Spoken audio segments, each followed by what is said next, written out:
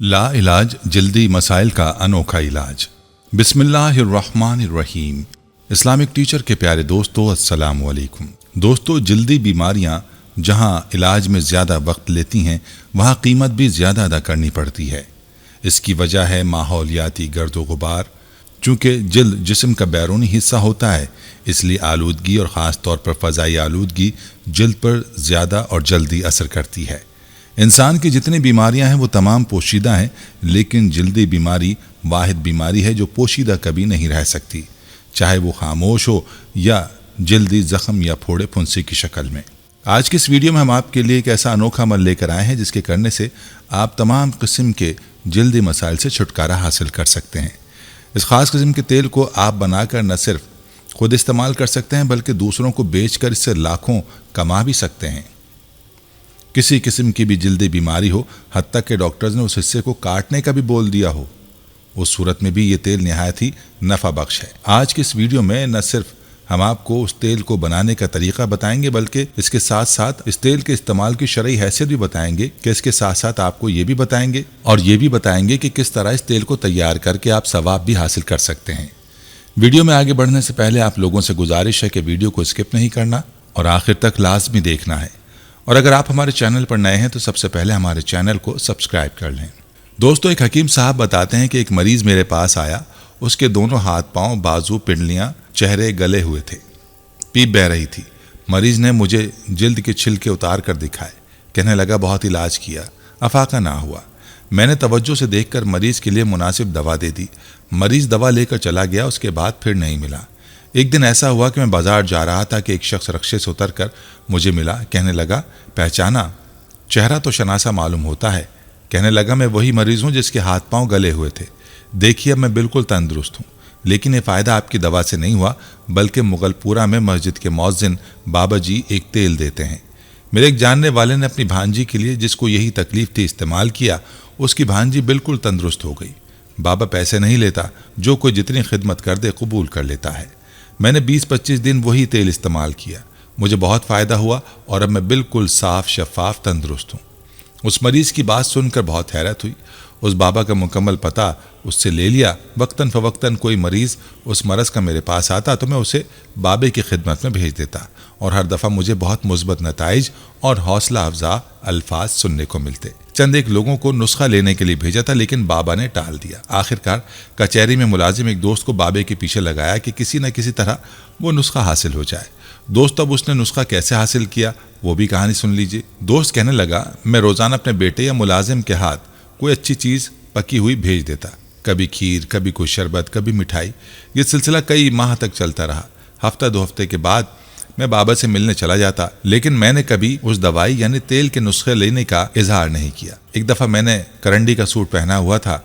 बाबा देखकर कहने लगा, कपड़ा तो बहुत अच्छा है, क्या नाम है इस कपड़े का? मैंने कहा, करंडी कहते हैं। मैं समझ गया और 1260 रुपये का सूट खरीद कर सिलवाया और ये सूट बाबे को गिफ्ट कर दिया। बाबा बहुत खुश हो गया। एक दफ़ा बाबा कहने लगा, तुझे जड़ी बूटियों का शौक़ है? मैं समझ गया, आखिर ये बाल धूप में सफ़ेद नहीं किए तो मुझसे वही नुस्खा चाहता है। चलो बताए देता हूँ। दरअसल मस्जिद में छिपकलियाँ बहुत ज़्यादा हैं, मैंने मार डालता हूँ। 1 पाव सरसों के तेल में 7 अदद छिपकलियाँ डालकर उसको हल्की आंच पर जला लें।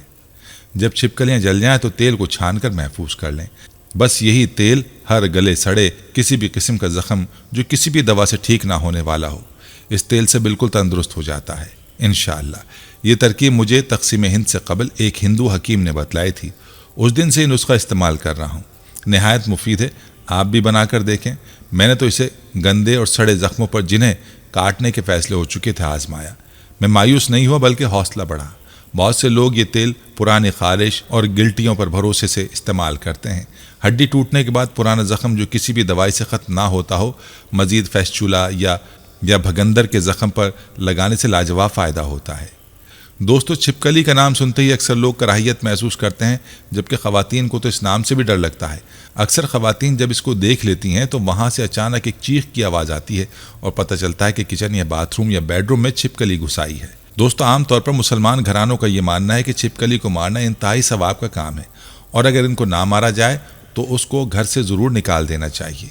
उसकी मौजूदगी मनहूसियत का सबब करार दी जाती है, और इसको मनहूस समझने की जो वजह है وہ ہے حضرت ابراہیم علیہ السلام کو آگ میں پھینکے جانے کا واقعہ اور اس میں چھپکلی کا کردار، جس کے بارے میں تاریخ کی کتابوں میں مورخین نے لکھا ہے کہ جب نمرود نے حضرت ابراہیم علیہ السلام کو اللہ رب العزت کی وحدانیت کی دعوت دینے پر آگ میں ڈالنے کا حکم دیا تو اس وقت یہ واقعہ کرۂ ارض کا ایک کربناک سانحہ تھا، جس کا ذکر انسانوں کے علاوہ چرند پرند جن و انس سب کے درمیان ہوا۔ اس موقع پر ایک روایت کے مطابق جب چونٹی اور چھپکلی کے درمیان اس واقعے کا ذکر ہوا تو چونٹی نے حضرت ابراہیم علیہ السلام کی حمایت کی، جبکہ چھپکلی نے نمرود کی طرفداری کی تھی۔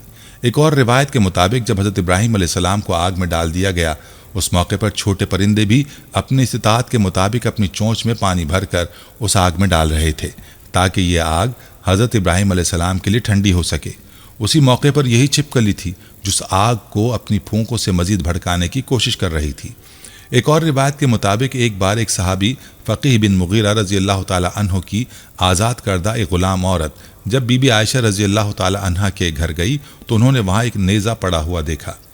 انہوں نے بی بی عائشہ رضی اللہ تعالی عنہ سے دریافت کیا کہ اس کا کیا مقصد ہے، تو انہوں نے جواب دیا کہ یہ چھپکلی کو مارنے کے لیے ہے، کیونکہ حضور اکرم صلی اللہ علیہ وآلہ وسلم نے بتایا ہے کہ جب سارے جانور حضرت ابراہیم علیہ السلام کو بچانے کی کوشش کر رہے تھے تب یہ چھپکلی واحد جانور تھی جس نے اس آگ کو بھڑکانے کی کوشش کی تھی۔ عربی زبان میں چھپکلی کو وسق کہا جاتا ہے، البتہ اس کی کئی اقسام ہیں۔ گھروں میں پائی جانے والی چھپکلی وسق کی ایک قسم ہے اور اسے وسق سے نکالنا درست نہیں۔ جب اس کے حوالے سے ہمارے پیارے نبی صلی اللہ علیہ وآلہ وسلم سے دریافت کیا گیا تو آپ صلی اللہ علیہ وآلہ وسلم نے فرمایا، جس کا مفہوم اس طرح سے ہے کہ اللہ کے رسول صلی اللہ علیہ وآلہ وسلم نے چھپکلی کو قتل کرنے کا حکم دیا اور فرمایا یہ حضرت ابراہیم علیہ السلام کے لیے جلائی گئی آگ میں پھونکے مار رہی تھی۔ بروایت صحیح بخاری۔ ایک اور جگہ فرمایا کہ اللہ کے نبی صلی اللہ علیہ وآلہ وسلم نے چھپکلی کو قتل کرنے کا حکم دیا اور اسے فاسق قرار دیا۔ بروایت صحیح مسلم۔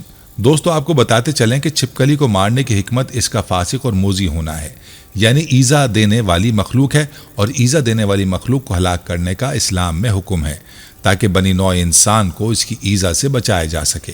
ارشاد نبوی صلی اللہ علیہ وآلہ وسلم ہے جس کا ترجمہ ہے جو چھپکلی کو ایک چوٹ میں مار دے اس کے لیے اتنی نیکیاں ہیں، اور جو اسے دوسری چوٹ میں مار دے اس کے لیے پہلے شخص سے کم اتنی نیکیاں ہیں، اور اگر تیسری چوٹ میں مار دے تو اس کے لیے دوسرے سے کم اتنی نیکیاں ہیں۔ ایک اور روایت میں ہے جس کا ترجمہ ہے کہ جو شخص کسی کیڑے یعنی چھپکلی کو پہلی چوٹ میں مار ڈالے اس کے لیے 100 نیکیاں لکھ دی جاتی ہیں، دوسری چوٹ مارنے پر اس سے کم اور تیسری چوٹ مارنے پر اس سے کم۔ تو دوستو معلوم ہوا کہ چھپکلی کو مارنے کا حکم بھی ہے اور اس پر 100 نیکیاں بھی ہیں، اور اگر ایک بار میں نہ ختم کیا گیا تو پھر اس کی نیکیاں کم ہوں گی، لہٰذا چھپکلی کو دیکھتے ہی ثواب کی نیت سے اور آقا صلی اللہ علیہ وآلہ وسلم کا حکم سمجھ کر مار دینا چاہیے۔ دوستو اب خود ہی اندازہ لگا لیجئے کہ ایک چھپکلی کو مارنے کا کتنا ثواب رکھا گیا ہے، تو جو زیادہ چھپکلیوں کو مار کر ان سے یہ تیل بنائے گا تو اس کو ثواب کتنا ملے گا۔ چونکہ چھپکلی کا نام سنتے ہی کراہیت کا احساس ہوتا ہے تو یہاں آپ کو اس تیل کے استعمال کی شرعی حیثیت کے متعلق بھی بتاتے چلیں۔ عام گھریلو چھپکلی چھوٹی ہوتی ہے، اس میں بہنے والا خون نہیں ہوتا، اس لیے اس چھپکلی کو تیل میں ڈال کر پکانے سے تیل ناپاک نہیں ہوتا۔ اگرچہ اس تیل کو کھانا جائز نہیں ہوگا کیونکہ چھپکلی اگرچہ ناپاک نہیں لیکن حشرات الارض میں سے ہونے کی وجہ سے اس کا کھانا جائز نہیں۔ بہرحال اگر کوئی ماہر طب کی بنیاد پر یا کوئی تجربہ کار شخص اپنے تجربے کی بنیاد پر تیل میں چھپکلی ڈال کر چولہے پر گرم کرنے کے بعد وہ تیل بواسیر سے متاثرہ جگہ پر لگانے کے علاج کے لیے مفید بتائے تو اس علاج کو اختیار کرنے میں کوئی حرج نہیں، اور جسم پر ایسا تیل لگانے سے جسم ناپاک بھی نہیں ہوگا۔ البتہ اگر چھپکلی بڑی ہو جس میں بہنے والا خون ہو تو اس کو تیل میں ڈال کر پکانے سے تیل ناپاک ہو جائے گا، اور ایسا تیل جسم پر لگانے سے بھی جسم ناپاک ہو جائے گا۔ جسم ناپاک ہو جانے کی صورت میں پانی سے دھو کر پاک کرنا کافی ہوگا، صابن سے دھونا ضروری نہیں۔ کفایت المفتی میں ہے چھپکلی میں دم سائل نہیں ہے، اس لیے اس کے پانی میں مرنے یا پھولنے پھٹنے سے پانی ناپاک نہیں ہوگا۔ اس کی دلیل بھی فقہ کی کتابوں میں صاف طور پر لکھی ہے، یعنی ایسے جانور کا پانی میں مر جانا جس میں دم سائل نہیں پانی کو ناپاک نہیں کرتا۔ پس اس قاعدے کے تحت سام ابرس سے کوئی ایسا جانور مردار ہو سکتا ہے جس میں دم سائل ہو، مثلا گرگٹ جس میں دم سائل ہوتا ہے۔ سام ابرس میں گرگٹ چھپکلی دونوں شامل ہیں۔ جوہر نیرہ شرح قدوری میں سام ابرس کی تفسیر میں الوسق الکبیر اس لیے لکھا ہے، یعنی بڑا گرگٹ جس میں سائل دم ہوتا ہے۔ دوستو یہ تھی ہماری آج کی ویڈیو۔ جس میں ہم نے آپ کو نہ صرف چھپکلی کا تیل بنانے کا طریقہ بتایا بلکہ اس کے ساتھ ساتھ اس کی اہمیت بھی بتائی۔ ہم امید کرتے ہیں کہ آپ کو ہماری آج کی یہ ویڈیو ضرور پسند آئی ہوگی۔ اگر آپ کو ہماری آج کی یہ ویڈیو پسند آئی ہے تو آپ سے گزارش کرتے ہیں کہ آپ ہمارے چینل کو ضرور سبسکرائب کر لیں اور ساتھ ہی لگے بیل کے بٹن کو بھی پریس کر لیں تاکہ آپ کے پاس ہماری آنے والی مزید معلوماتی ویڈیوز کا نوٹیفیکیشن بر وقت ملتا رہے۔